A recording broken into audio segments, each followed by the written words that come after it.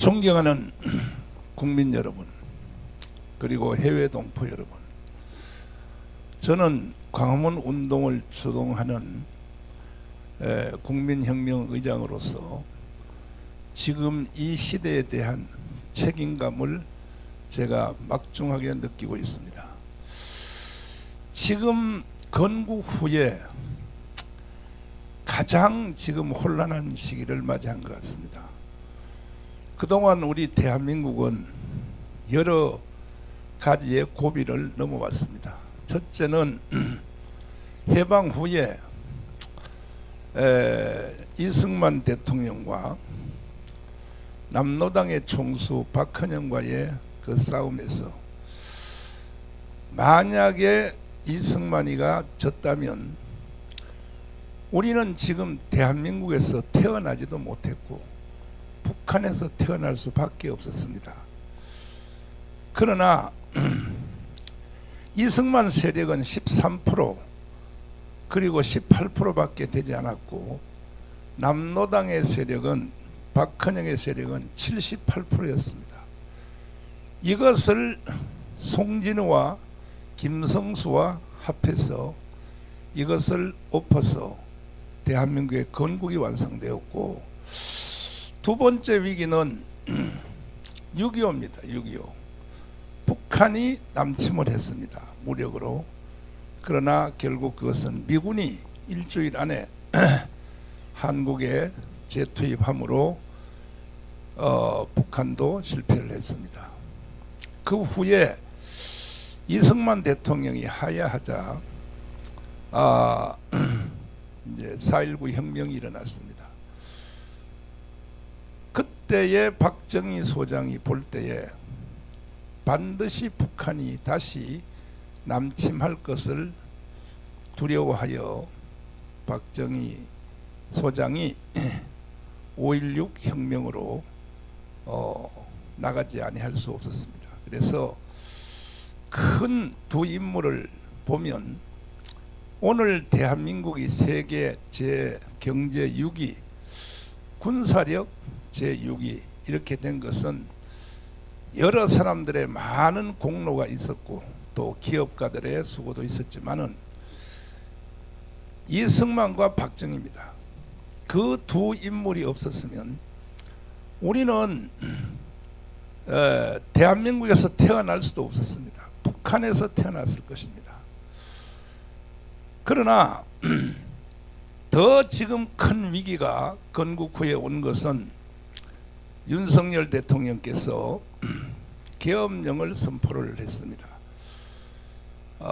이것 때문에 지금 국가가 혼란 상태에 빠졌습니다. 윤석열 대통령의 계엄령 선포문을 제가 분석해 보니까 딱 두 포인트입니다. 하나는 국회의원들 이거 가짜라고 하는 것입니다. 부정선거로 당선됐다고 이렇게 보는 것입니다. 또 한 거는 뭐냐, 이 북한의 해킹에 놀아나는, 그리고 중국의 해킹에 놀아나고 있는 선관위, 이것은 벌써 국정원이 작년에 몇 번 시험적으로 해킹을 해봤습니다. 7번 했는데 6번 뚫렸습니다. 가지고 논다는 것이죠. 그리고 비밀번호가, 선관위의 비밀번호가 1234입니다. 자, 1234 이것은 북한하고 선관위가 협력을 했다고 하는 증거 아니겠습니까? 누가 암호 번호를 1234로 하겠습니까? 그래서 윤석열 대통령의 거듭되는 국민 담화문을 제가 쭉 분석해 보니까 검찰총장 시절 때 이미 벌써, 그리고 또 특별히 선거 운동 기간 중에 이미 벌써 여러 번 경고한 것이 연설에 나오더라고요. 뭐냐, 북한과 중국이 우리나라의 선거를 가지고 논다. 그런데 이 윤석열 대통령의 계엄령 전문을 언론들이 전혀 보도 안 하고 당일날 한 번 한 것만 보도하고 이걸 감추고 있어요. 왜 감출까요? 그리고 종편을 비롯하여 모든 방송 3사를 비롯해서 좌파 유튜브를 비롯해서 왜 이걸 두려워합니까? 저는 윤석열 대통령의 계엄령 전문을 국민들이 다 알게 되면 거의 저는 80% 이상이 윤석열 쪽으로 돌아온다고 생각합니다. 이걸 저는 언론사를 비롯하여 왜 윤석열 대통령의 계엄령 그 전문을 왜 감추는지 저는 이해할 수가 없습니다. 그래서 저는 감히 광화문을 이끌고 있는 국민혁명 의장으로서 이 영상을 계속 틀었습니다. 계속 틀어서 아시다시피 지난 토요일 날 건국 후에 그리고 10월 19일 2019년 10월 3일 그 대회가 최고의 기록입니다. 이것은 인류 역사상의 최고의 기록입니다. 홍콩의 불역 시위 3달밖에 못했습니다. 그리고 결과를 만들지 못했습니다. 결국 중국으로 넘어갔습니다. 우리 광화문 운동은 결과를 만들었습니다. 어떻게? 결국은 정권을 교체했고 윤석열을 대통령 만들었습니다. 그래서 저희들은 자부심을 가지고 있습니다. 이제 지금 혼란에 빠진 이 대한민국도 결국은 광화문 외에는 해결할 길이 없다고 생각합니다. 특별히 부정선거로 저는 확신하고 있습니다. 당선된 192석 좌파 그리고 야당들 저는 그 중에 절반은 가짜라고 확신합니다. 그 이유가 왜 그런가? 자, 저희들은 지금 우리 당사에서 진행했던 자유통일당으로 우리는 선거를 나왔는데 그때 우리의 구호가 28 청춘이었습니다. 2번은 누굽니까? 국민의힘 정당을 찍어라. 그리고 우리는 어차피 비례대표만 할 거니까 8번은 우리를 찍자. 이렇게 선거 구호를 가지고 했는데 이 한동훈 잠시 후에 뭐 사퇴한다는 기자회견을 한다고 하는데 이 한동훈 대표가 당만 망친 게 아니고 선거만 망친 게 아니라 대한민국을 망쳐놓은 것입니다. 아니 선거운동 기간 중에 대통령하고 그렇게 싸우면 되겠습니까? 그건 선거를 포기하겠다는 뜻이죠. 그래서 결국은 108석밖에 못한 거예요. 우리가 그렇게 도와줬는데 2번은 무조건 지역구를 찍어라. 28 청춘입니다. 8번만 같이 하자. 만약에 한동훈 대표가 정말 선거에 이길 의향이 있으면 광화문에 와서 연설 한 번만 같이 해줬으면 우리가 200석 할 뻔했습니다. 사실은. 그런데 윤석열 대통령하고 계속 싸우고 싸우는 주제도 별것도 아니에요. 국방부 장관 출신 호주의 대사로 아니 한동훈은 대통령도 아니고 선거운동 기간 중에 호주 대사를 국방부 장관을 보냈다. 그건 대통령 마음이죠. 대통령 마음. 이걸 가지고 계속 공격을 하고 김건희 여사를 공격하고 다 언론사 아시다시피 김건희 여사의 모든 그 주가 조작이라고 해도 이것은 이미 결혼하기 전에 있었던 얘기입니다.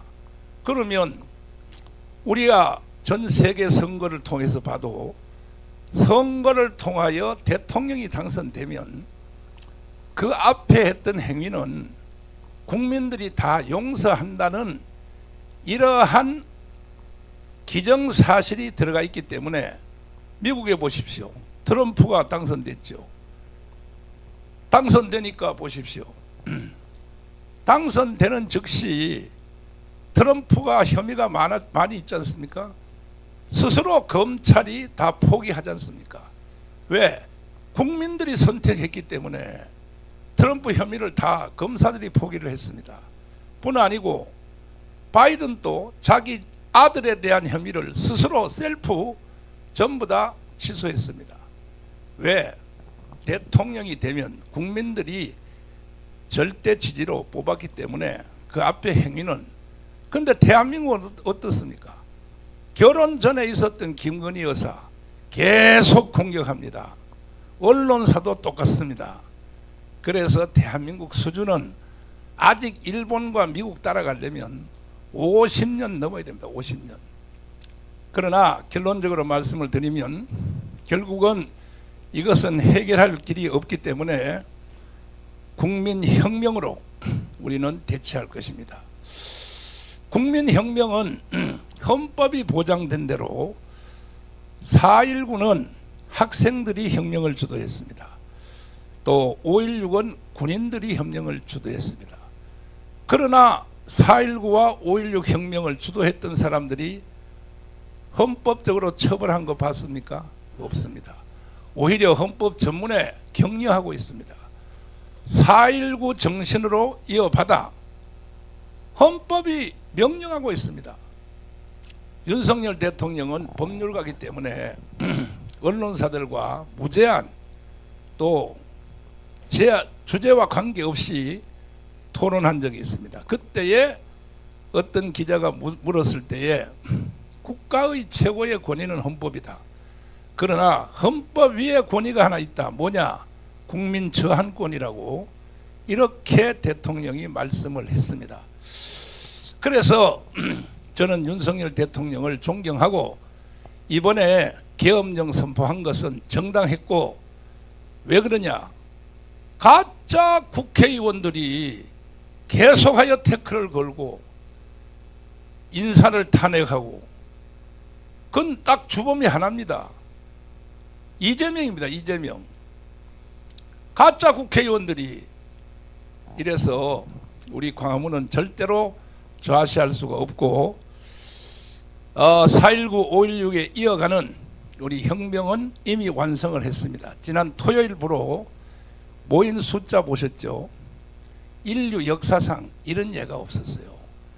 이번 토요일은 지난 토요일보다가 배 이상 우리가 동원하기 위해서 전국에서 활동하고 있습니다. 그래서 국가가 무너졌고 헌법이 무너졌고 간첩도 잡지 않고 국정원도 무너졌고 선관위는 더 무너졌고, 오히려 야당은 야당이라고 할 수 없을 만큼 무너졌기 때문에 이제 방법은 이제 광화문 국민혁명이 나서서 우리가 국가를 새로 정돈하고 정돈해서 대한민국이 바로 정돈되면 윤석열 대통령에게 다시 인계를 하겠습니다. 절대로 저희들은 좌시할 수가 없습니다. 나라가 북한으로 넘어가는 것은 용서할 수 없습니다. 마지막으로 이재명의 자서전을 보신 적이 있습니까? 이재명 자서전은 딱 세 가지입니다. 첫째, 주한미군 철수입니다. 언론인 여러분, 국민 여러분, 주한미군 철수하면 되겠습니까? 주한미군을 철수한 나라는 다 망했습니다. 필리핀이 망했고 월남이 망했습니다. 그러나 주한미군이 주둔하고 있는 나라는 다 세계의 10대 안에 다 들어와 있습니다. 주한미군 철수를 주장하고 있습니다.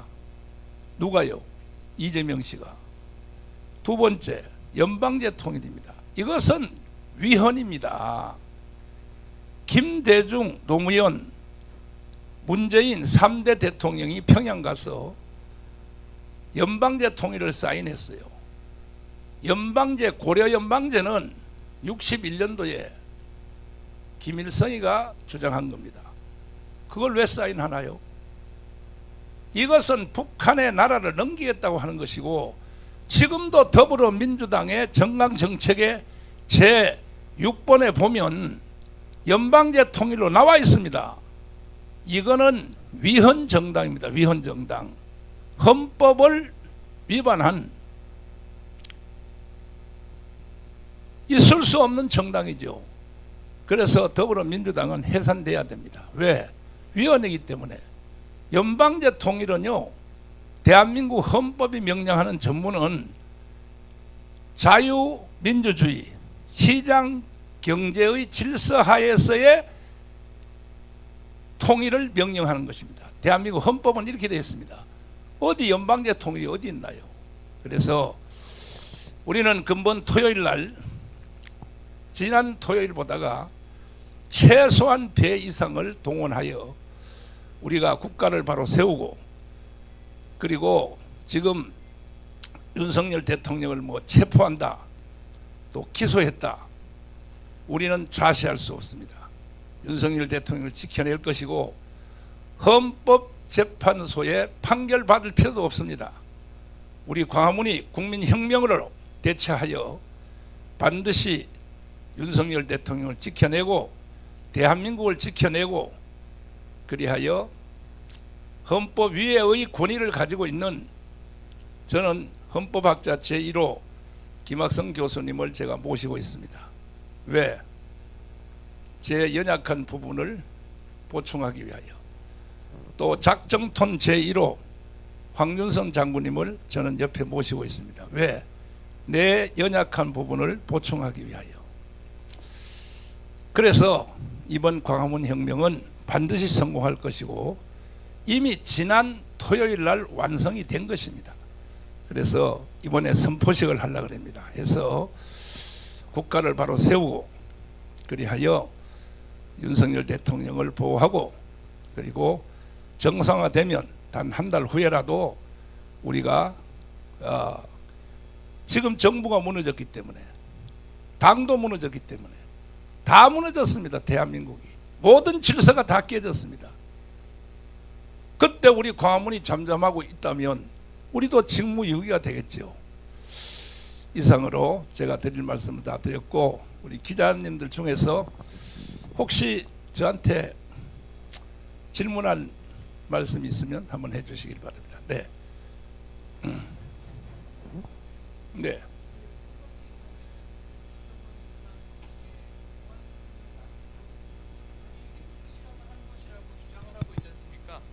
이에 대해서는 좀 어떻게 생각하시는지 궁금합니다. 저는 작년에 이 국정원이 이미 벌써 선관위를 예비로 해킹을 해봤습니다. 7번 했죠. 그런데 한 번 막아냈고 6번이 뚫렸습니다. 그때에 저는 국정원 담당이 아니니까 모르지만은, 사실 그 예비 연습만 했겠습니까? 저는 윤석열 대통령의 거듭되는 국민 담화에 의하면 그때 국정원이 이미 벌써 선관위 안에 있는 내용물을 쫙 빨아들였다고 생각합니다. 저는 내용이 이미 다 왔다고 생각하는 겁니다. 그래서 이번에 거짓말로 가짜로 국회의원 된 국회를 기습적으로 공수부대가 들어갔고, 오히려 실제 그것도 쇼라고 봅니다. 실제로는 선관위를 갔습니다. 더 많이 갔죠. 294명이 갔으니까. 그리고 시간적으로 볼 때에 국회에 진입한 시간은요, 오히려 국회의원들이 다 들어가도록 허용을 하는 그러한 제스처를 취했습니다. 그러나 선관위는 대통령의 계엄령이 딱 떨어지자마자 2분 안에 진입을 했습니다. 들어갔는데 사실은 내용물을 다 압수하거나 털어오지 않았습니다. 왜 그러느냐? 이미 국정원이 다 가지고 있기 때문에.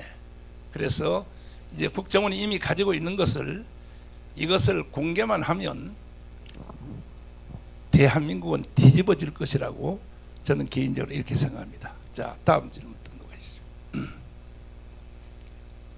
없어요? 네.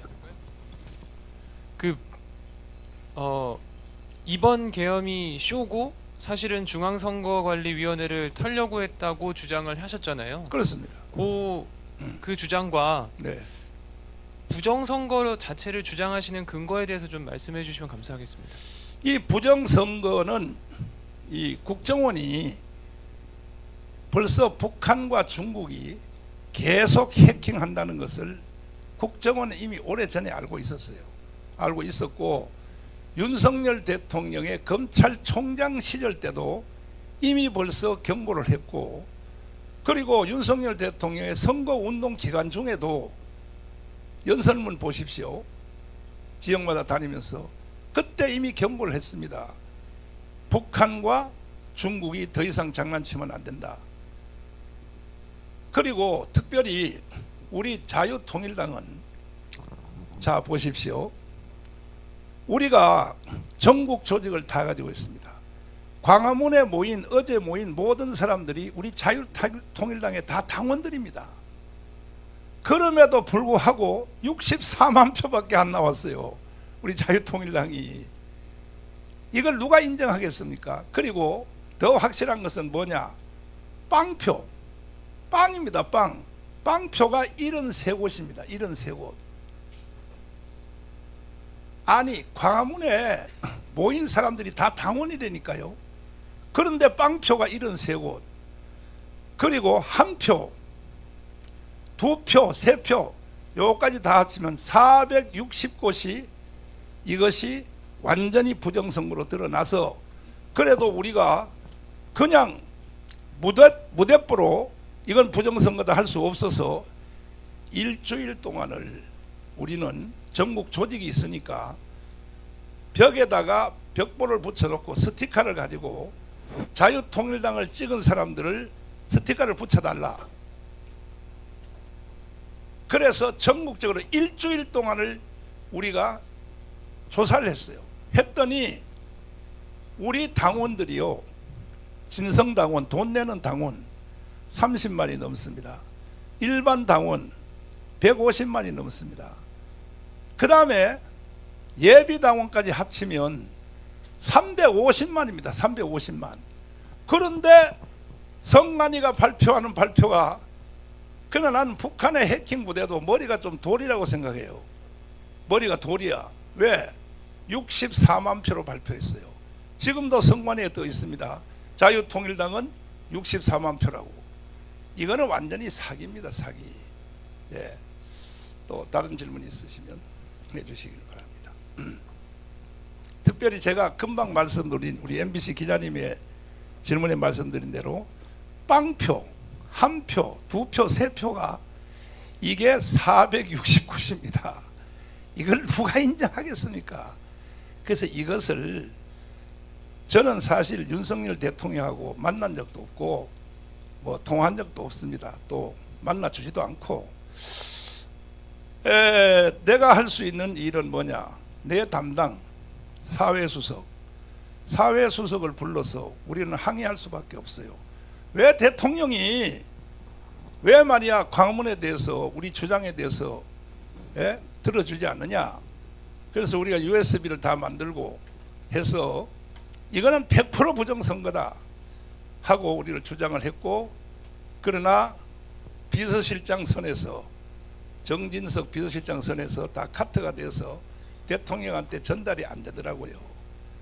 그래서 우리는 혁명으로 맞짱들 수밖에 없습니다. 네. 다른 질문 없으시죠? 네. 네, 또 말씀하세요. 네, 그 윤석열 대통령의 비상계엄 배경에 네. 그 강성 지지층의 압박이 있었다, 뭐 이런 걸 주진우 기자님이랑 뭐 이렇게 인터뷰를 하신 걸 본 것 같습니다. 그래서 네. 그 입장 계속 여전하신지 여쭤보고 싶었어요. 그 주진우 기자하고 제가 안 지는 20년이 넘습니다. 사실은 서세원 때문에 알게 된 겁니다. 알게 되어서 주진우 기자가 KBS 그 라디오 마이크를 잡고 있을 때 가장 뭐 저쪽에, 나는 그거라고 생각하지 않습니다. 저는 중도라고 생각합니다. 오히려 보편적인. 그런데 주진우 기자가 저를 초청해서 KBS에서 저하고 대담까지 했어요.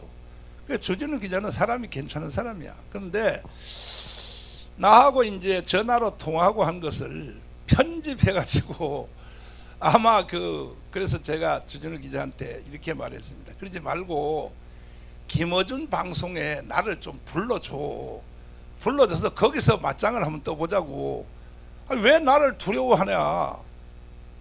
아니 여기 언론사 다른 모든 언론사도 마찬가지입니다. MBC도 저를 한번 불러주세요. 100분 토론을 불러주는지 한번 불러주세요.